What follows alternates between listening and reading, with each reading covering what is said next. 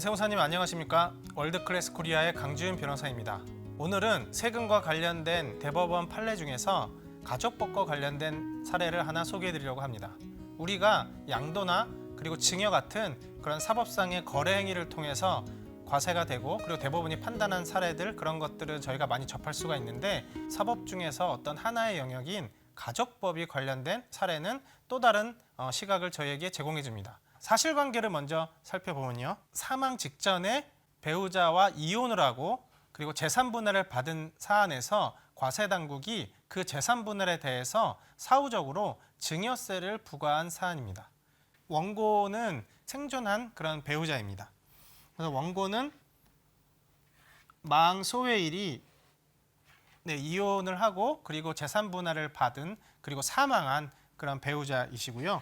그래서 원고와 그리고 돌아가신 그 배우자는 30년간 혼인 생활을 했고요. 그리고 혼인 당시에 첫 번째 결혼이 아니고 그 전처와의 사이에서 5명의 자녀가 있는 그 재혼이었고, 원고와 망인 사이에는 자녀가 없었습니다. 그러면 상식적으로 그 자녀가 없는 이 배우자와 그리고 전처에서 난 자녀와의 사이에는 상속 재산에 대한 분쟁이 예상됩니다. 자, 원고는 전처의 자녀들인 소외 이 등과의 상속 재산 분쟁을 회피하기 위하여, 그러니까 상속 재산 분쟁이 예견되었고 그것을 회피하기 위해서 이제 다음에 여러 가지 행위들을 한다는 것을 이미 대법원은 밝히고 있고 알고 있습니다. 당시 만 82세인 망인을 상대로 이혼 및 재산 분할 청구 소송을 제기했고요. 그리고 위 소송 절차가 진행되던 중 재산 분할로 현금 10억 원 그리고 액면금 40억 원의 약속어음금 청구 채권을 양도하는 내용으로 조정이 성립되었습니다. 그래서 현금 지급이 모두 이행된 사안입니다. 여기서 중요한 거는 상속 및 재산 분쟁을 회피하기 위한 목적으로 이혼 및 재산 분할 청구 소송을 제기했다는 것 자체가 이미 드러나고 있고요. 그 결과 판결도 아니고 조정이 성립됐다고 얘기를 하고 있습니다. 그러니까 이런 이혼 및 재산 분할 자체가 이미 어떤 협의하에 계획된 것이라는 그런 뉘앙스를 풍기고 있습니다. 그래서 제가 이제 소송 후라고 제목을 달았는데요. 소송 후에도 이 사실관계는 좀 눈여겨봐야 되는데요. 이혼 후에도 망인의 사망 시까지 망인의 수발을 들고 재산을 관리했고 망인과 함께 종전과 같은 주소지에 동거했다. 이런 사실관계를 보면은 이혼하기 전과 동일한 그런 혼인 관계를 유지하고 있는 혼인의 실질을 가진 것으로 보입니다. 특히나 이혼 후 약 7개월이 경과한 후에는 그 배우자인 망인은 위암으로 사망하였고요. 그러니까 아마도 위암으로 사망할 것이 예견되어 있는 상태에서 이혼 및 재산 분할 소송을 이미 진행했던 것 같습니다. 이러한 상황에서 과세 당국은 가장 이혼이다 판단을 하고 재산 분할 명목으로 재산을 증여받은 것으로 봐서 증여세를 부과했습니다. 사실관계를 놓고 보면은 과세 당국이 이혼의 실질이 없다, 가장 이혼이라고 하고 증여세를 부과하는 게 상식에 맞아 보이기도 합니다. 이 사건의 쟁점은 사망 직전 이혼을 하고 재산 분할 명목으로 자산을 이전받은 경우 증여세 과세할 수 있는지 여부입니다. 그러면 대법원 판단을 한번 잘 보셔야 되는데요. 이 사건 이혼은 법률상의 부부관계를 해소하려는 원고와 망인 간의 합의에 따라 성립된 것으로 보인다. 일단 부부관계를 해소하려는 합의를 대법원은 인정을 했습니다. 그리고 이 다음 내용을 잘 보셔야 되는데요. 설령 그 이혼에 다른 목적이 있다 하더라도 원고와 망인에게 이혼의 의사가 없다고 할 수 없으며 이혼의 의사는 있다, 이렇게 전제를 한 상태에서 장차 망인이 사망했을 때 발생할 수 있는 소외 이 등과의 상속 재산 분쟁을 회피하기 위하여 원고와 망인이 미리 의견을 조율하여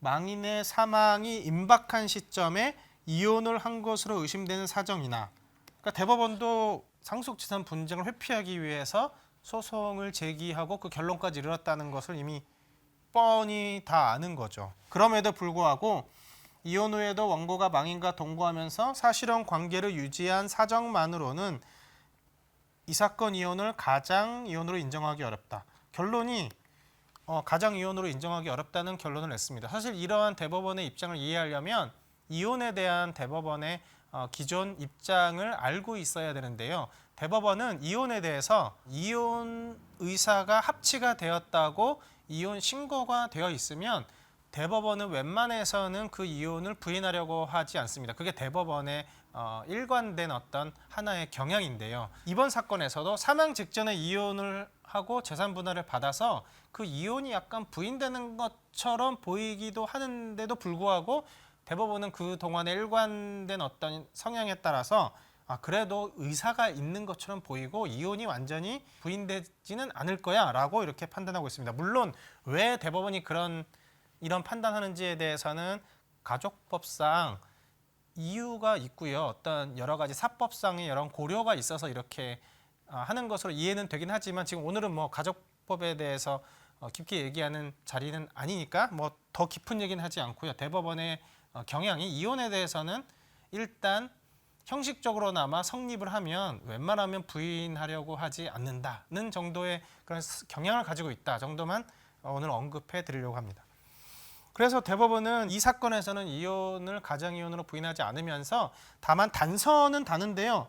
한번 보면 재산 분할이 상당하다고 할 수 없을 정도로 과대하고 상속세나 증여세 등 조세를 회피하기 위한 수단에 불과해서 그 실질이 증여라고 평가할 수 없는 경우에 해당한다면 그 상당한 부분을 초과하는 부분에 한하여 증여세 과세 대상이 될 수 있을 뿐이다. 그러니까 더더욱 무슨 얘기를 하냐면 재산 분할은 원칙적으로 증여세 과세 대상이 아닌데 재산 분할로 볼 수 없을 정도로 과대하게 상대방에게 재산이 갔다면 그 과대하게 간 부분, 예를 들어 뭐 우리 사건에서는 50억이 재산 분할 가액이 하는데요. 뭐 예를 들어 150억, 200억으로 재산 분할이 갔으면 한 50억 정도가 적정했고 나머지는 증여로 보겠다. 뭐 이런 정도의 취지입니다. 그러니까 적절하게 원칙적으로 재산 분할의 합리적인 범위에 들어온다고 하면은 뭐 증여세 과세될 리는 없을 것 같습니다. 원칙적으로 증여세 과세될 수 없다고 하니까요. 그래서 이 판결을 제가 뭐 소개드리려고 하는 거는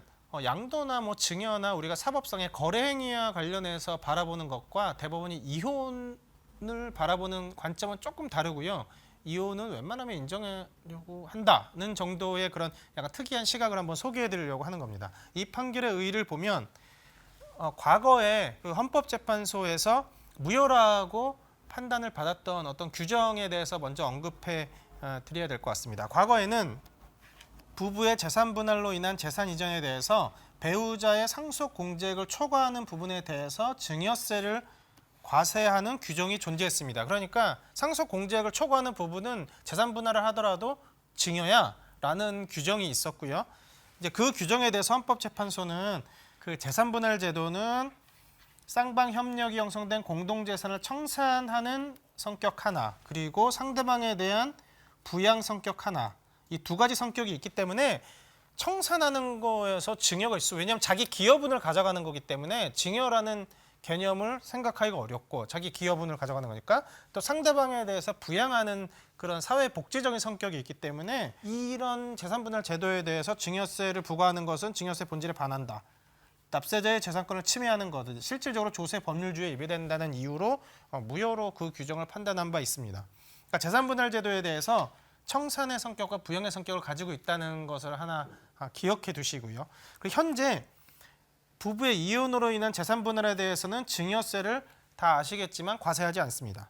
이 판결은 이혼이라고 인정을 받은 상태에서 재산 분할에 대해서 증여세가 부과되지 않는다는 그런 판단을 다시 한번 한 것이었기 때문에 역으로 말하면은 만약에 혼인이 가장 이혼에 해당한다고 하면은 재산 분할 제도를 주장할 수가 없게 된다. 역으로 물론 가장 이혼이 되는 그런 요건은 굉장히 대법원에 따르면 좁고 잘 인정을 안 해주긴 하겠지만 가장 이혼에 해당한다면 재산 분할이 안 된다는 점 하나, 그리고 오늘 이 판결에 대해서는 정황상 가장 이혼에 해당한다는 그런 의견도 있습니다. 그리고 저도 가장 이혼이 아닐까, 이혼의 실질이 없지 않을까 하는 생각을 가지고 있기는 합니다만 어떤지 결론적으로 대법원은 이런 오늘 같은 사안에 대해서도 가장 이혼이 아니라고 판단했습니다. 오늘은 가족법상의 제도가 과세 처분이나 또는 그 판단에 어떠한 영향을 미치는지 한번 살펴봤습니다.